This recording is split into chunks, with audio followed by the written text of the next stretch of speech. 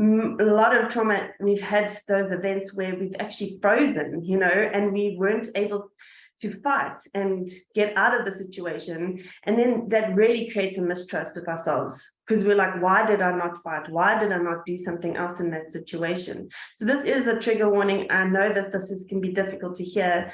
The deeper healing is really needed for us to be able to trust ourselves and to be able to listen to our intuition.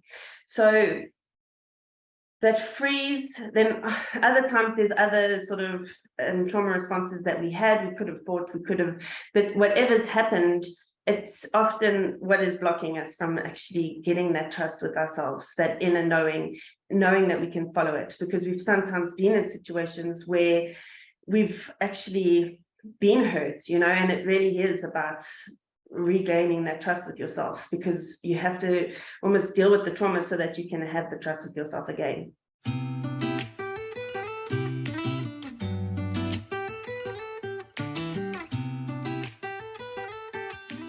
Welcome to the Wildflower Diaries Show, where we have meaningful conversations and contemplations to bring you back to life. I'm Beth, your host and guide, to help you along your healing journey and to really start living life fully. We have forgotten that we are the builders, creators, weavers, lovers, visionaries and dreamers.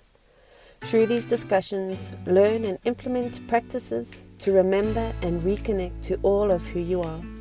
Your body, intuition, power, heart, voice, mind and magic are ready to be reclaimed so that you can make ripple effects of change that you know deep down you are made for. Let's get started with this week's episode.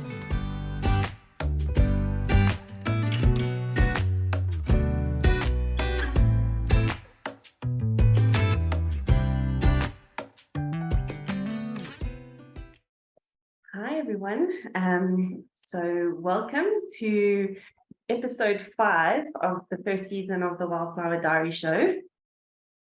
And last week we had a discussion with Sonia about reclaiming your intuition. And this is kind of a follow-on from that episode, where I think self-trust and intuition are so linked with each other that I felt like it was a good thing to then talk about after that amazing conversation that I had with Sonia last week. So self-trust, this is a big one. And what I've seen a lot in the work that I do is that many people don't trust other people, but most of all don't trust themselves. And what I wanted to discuss a bit about today is what I see most commonly when it comes to self-trust. Why do we stop trusting ourselves? And why is it important to reclaim that trust so that you can start listening to your intuition? Because when it comes to intuition, many of us are hearing these nudges, but it might not necessarily be your actual intuition. If you've not been able to heal from some things from the past, often it's difficult to actually hear your intuition, hear what your heart's telling. And often we're hearing what our head wants us to do because we've been brought up to be logical, to think rationally. And specifically as women, we've been told we're irrational. So that's even pushes us further to want to be logical and come across as we've got everything together. So yeah, I'm really looking forward to diving into that. And I don't believe that we should just blindly follow your intuition. I think that what I want to invite people to think about is how can we start rebuilding the relationship with ourselves so that we can start listening to our intuition and start following our heart and our gut, and even like what Sonia said, following ourselves from throughout our body, trusting what it's telling us. And there's reasons why we've been cut off from this deeper knowing. And I know that actually it's not just women who have a deep intuition, but as women, we often have that as a gift that's much more in, that we use a lot more, that gut feeling. I just know that this isn't right for me. And then we usually have that hindsight of being like, oh, I wish I'd listened to that inner knowing. Yeah. So why don't we listen to that inner knowing? So that is kind of what we're going to speak about a bit today. So I'm going to start with the difficult part because I like to go straight in and go deep. Many people don't listen to the intuition or can't access the intuition because of unprocessed trauma. So we've been through things in our past, we've crushed it under the carpet, and we've just carried on. And often through these traumatic events, it's not necessarily the event itself, it's the meaning we made of the event and the beliefs that we formed because of the event that are actually what we are struggling with what we're seeing in our everyday life, why we're not connected to ourselves. It's the meaning we made, and it's also then the unprocessed emotions that we have linked to these events that are often what is stopping us from connecting. It's actually often what's keeping us disconnected from ourselves, because we want to, it feels too much to go back in and face some of those things. So we end up living literally like a little bit outside of ourselves, and we end up looking externally for answers instead of looking internally for answers, because it just feels much easier sometimes to get the advice, to go and have someone else tell you what to do next. And this is really sad, because at the end of the day, like, each one of us has a specific purpose, a reason for being here, and you have the roadmap within you, and often you're not able to access that because of things that have happened. So really the first step I've always found to regaining and reclaiming the intuition and the trust for ourselves is to heal from the trauma. A lot of trauma, we've had those events where we've actually frozen, you know, and we weren't able to fight and get out of the situation. And then that really creates a mistrust with ourselves, because we're like, why did I not fight? Why did I not do something else in that situation? So this is a trigger warning. I know that can be difficult to hear. The deeper healing is really needed for us to be able to trust ourselves and to be able to listen to our intuition. So that freeze, then other times there's other sort of trauma responses that we had. We could have fought, but whatever's happened, it's often what is blocking us from actually getting that trust with ourselves, that inner knowing that we can follow it, because we've sometimes been in situations where we've actually been hurt, you know, and it really is about regaining that trust with yourself, because you have to almost deal with the trauma so that you can have the trust with yourself again. So that's the biggest thing I see. And then often, because of things that we've experienced as a child, there's two sides to it. Not being believed about events that have happened when bad things have happened to us. So often, as we've gone to talk to someone and they didn't believe us about the situation, and that can cause a lot of self-doubt later on in life. But what I've also seen is, like, a lot of us as kids are very close to spirit. Like, that's the time of our lives where if you look at any child, they've got such an imagination, they're seeing things that we don't see. And often they've been gaslighted about it and told, like, no, that's not real. You know, whatever you're seeing is made up. But that's just because we're adults who have lost touch with the enchantment of life. That life is actually magical, and we've been almost had that taken away from us as we've grown up in this logical world. So many times as children, we had that connection, and it was cut off by no one believing us or being told that it wasn't real, or that, you know, that we're making it up. And that again then creates a big amount of self-doubt in us. And what I've seen in a lot of my research about these things as well is, like, children are closer, they've just come from wherever we come from, and whatever you choose to believe about that. And older people are just about to go and transition at some point to wherever we go to next. And in a lot of indigenous tribes, the children and the grandparents spend a lot of time together. So you'll even see that often in the relationship between children and their elders, is there's much more of a magic to it, because both are getting closer to those realms that we've lost touch with a lot of the time. So really, self-trust has been something we've lost along the way, because we've been told that the things that we were close to when we were younger are not real, and it's been taken away, and we've been cut off from that. So it's really asking ourselves the questions of, like, was some of that real? You know, and just not looking at it logically anymore. You know, why is it not real? Like, is it just something people are scared of and misunderstood? How can we become curious about these things? What are children actually accessing, and older people going towards that elder part of their life, what are they accessing? And why are we not curious about that? Why is that just that the in-between are telling the younger and older generations that this isn't true? And I think that is something that we really need to be asking ourselves questions on. And this is partly why people now living as adults are still struggling to trust themselves, because whatever they thought was true and real has been kind of dimmed and told that it was just something they made up. So that's something I see a lot and a lot of self-doubt around. And then obviously it's the beliefs that we form from a lot of these things. So many people believing they're not enough, they're not worthy, that there's something wrong with them, that they can't trust people and they can't trust themselves. Those are actually beliefs. They are beliefs that we actually form, and they create our reality. So we really start to think that our intuition is not real. There's a lot of beliefs around that what is this inner knowing? If I don't know what it is, then it can't be real. There's something wrong with having an inner knowing. It's evil to know certain things. There's so many belief systems that have been formed around our intuition that stops us from trusting it. There's like, oh, well, what is it actually? What is it connected to? How do I know these things? That is often what cuts us off from trusting that inner knowing, that lots of times we end up being like, well, I knew that. Why didn't I stop myself from doing that? And often it's because we then get trapped in this inner maiden. We don't actually mature from childhood, teenage years into fully being adults because of everything we've experienced. We are adults often in body form, but mentally and emotionally, we haven't always been able to develop fully into adulthood.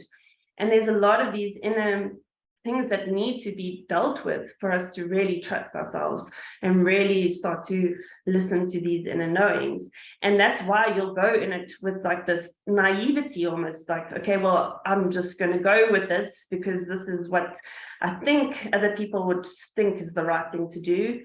And it goes against everything your body and your intuition and is trying to tell you not to do. So I think that's it. It's really what are those beliefs we formed along the way that are stopping us from trusting ourselves, trusting this inner knowing, trusting that we know our own path. Yeah. Because so many people that come to me feel stuck. And I've really started to realize that there's no such thing as actually being stuck, because life's always moving. It's always constantly moving, and your life will constantly still be moving. It's just the feeling of being stuck. And that often comes from a much deeper situation of not listening to ourselves, following everyone else's idea of what your path should be, following what everyone else is telling you is normal, following what everyone else is telling you is going to make you feel like you belong. Yeah. And normal is a mental construct that has been made to keep us all in boxes so that we will all be similar and the same and not really change the status quo. Yeah. So I really feel like we've got to start looking at what is normal. What does that even mean? Like, who decides what normal actually is? And often we're not trusting our inner knowing because it goes against what society is doing, what's normal, what is the path that everyone's following. And I really feel like we need to be looking at, like, we're worried about what other people will think if we follow what we should do.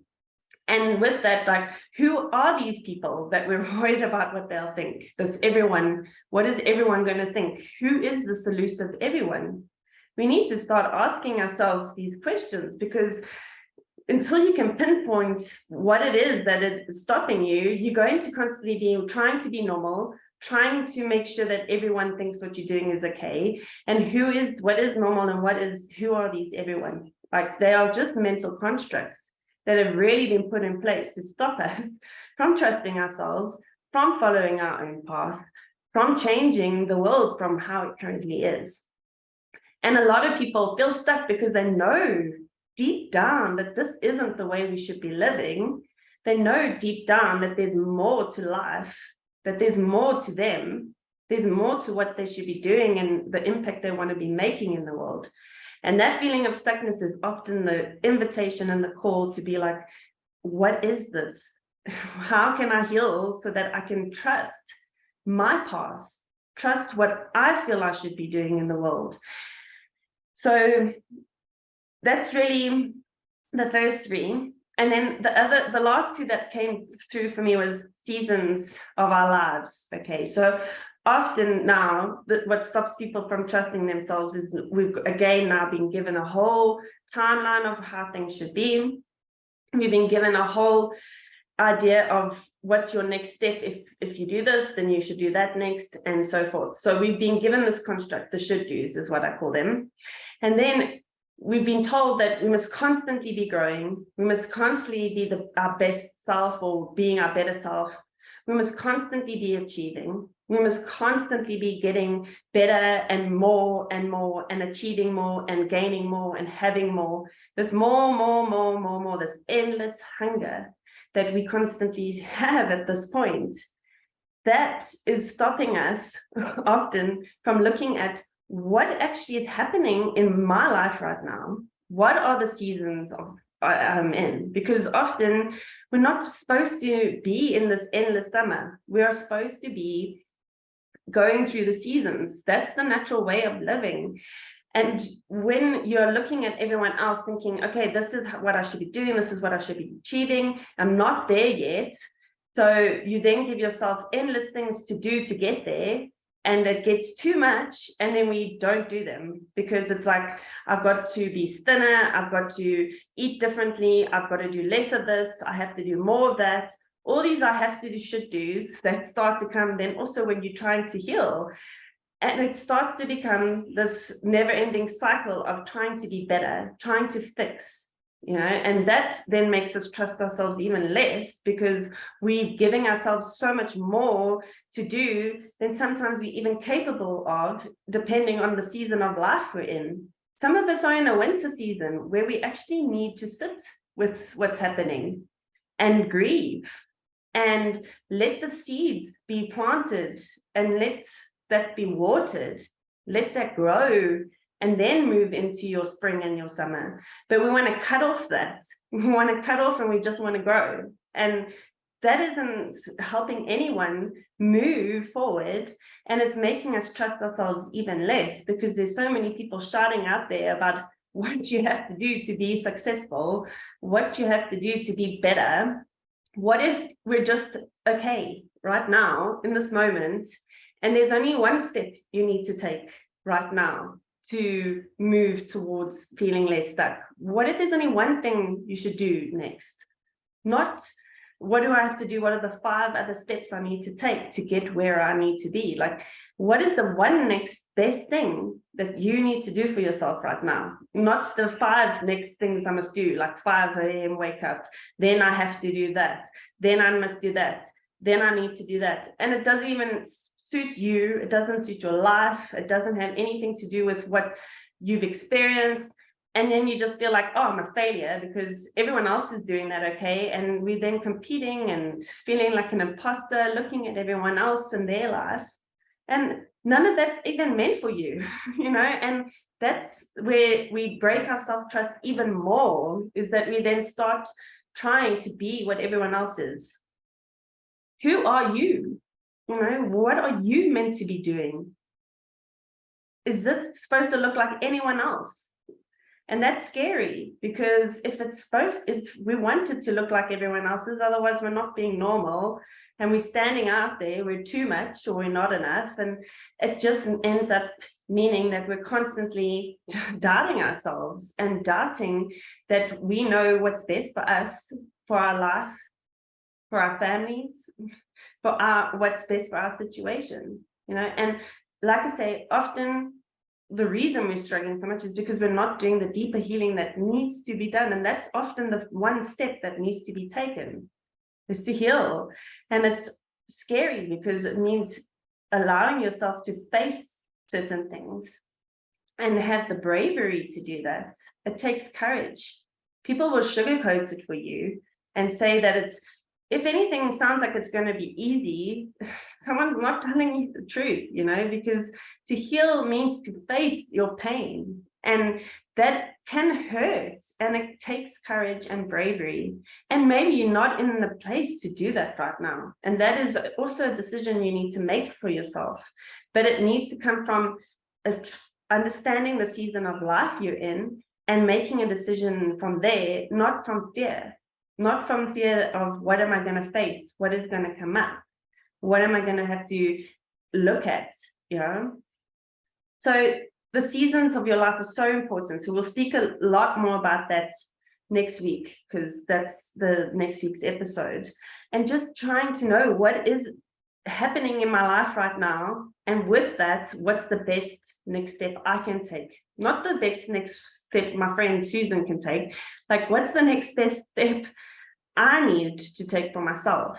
And a lot of people have been on a healing journey for a long time. Maybe the next best step is to stop healing. You don't need to constantly pick and try to be the best version of yourself. Sometimes it's to stop and accept yourself and know that you are good enough. You're enough. Whether you're healed or not, you're enough. Whether you have become the best version of yourself or not, you're still enough in this moment. Like, you are worthy, whether you are where you want to be or not. We can want to grow and expand. That's normal, but for it to be a never ending, like, I must be better all the time, is actually unhealthy. And it gets to a point where you have to start asking yourself, like, is this actually serving me? Like, to constantly be picking at myself. And where is the time that we start accepting ourselves? How can we let go of the self-love trap and start doing the journey of healing our relationships with ourselves? Like, you can't do that by just jumping from inner critic who's telling you there's something wrong with you and you're not enough, all the way to just loving yourself. That's not how it works. It's a journey. And it starts with taking the steps of acceptance and then trusting yourself again.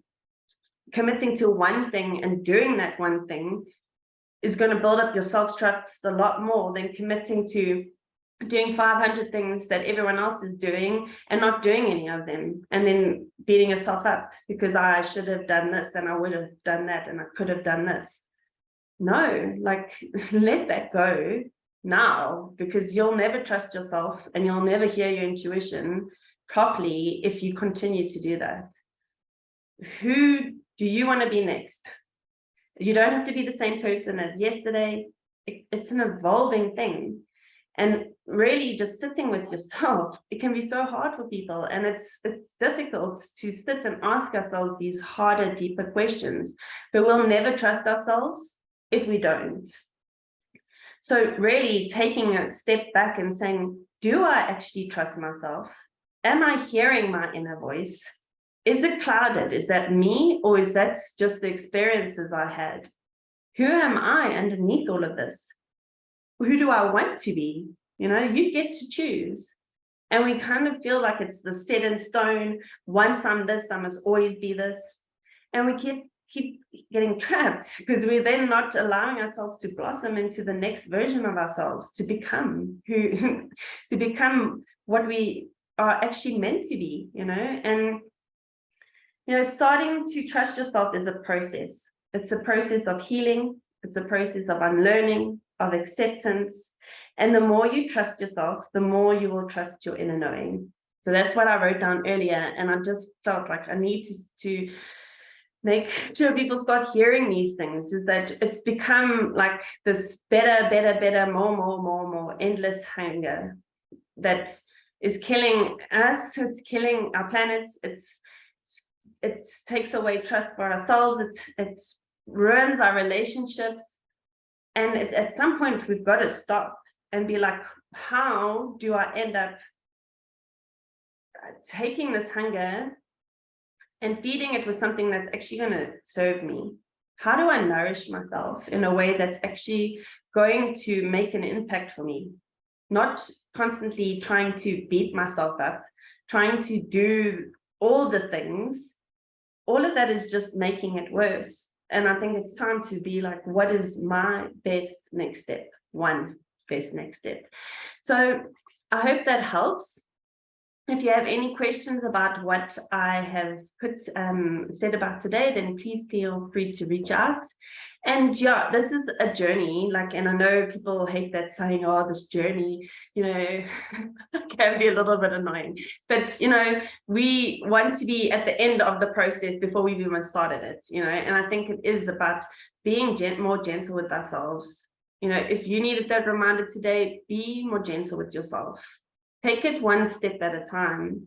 Trust is like any relationship, you just need to take one step at a time of building that up again, accepting yourself, and then starting to build on that. And the more you do that, the more your inner knowing is just going to awaken, and you will know after that what's my next step. No one else will need to tell you, because you will know. And you will be able to take the steps to follow it, because you've got everything you need inside of you to do that. Okay, so have a wonderful rest of the day, and we will see you next week. Thank you. Bye.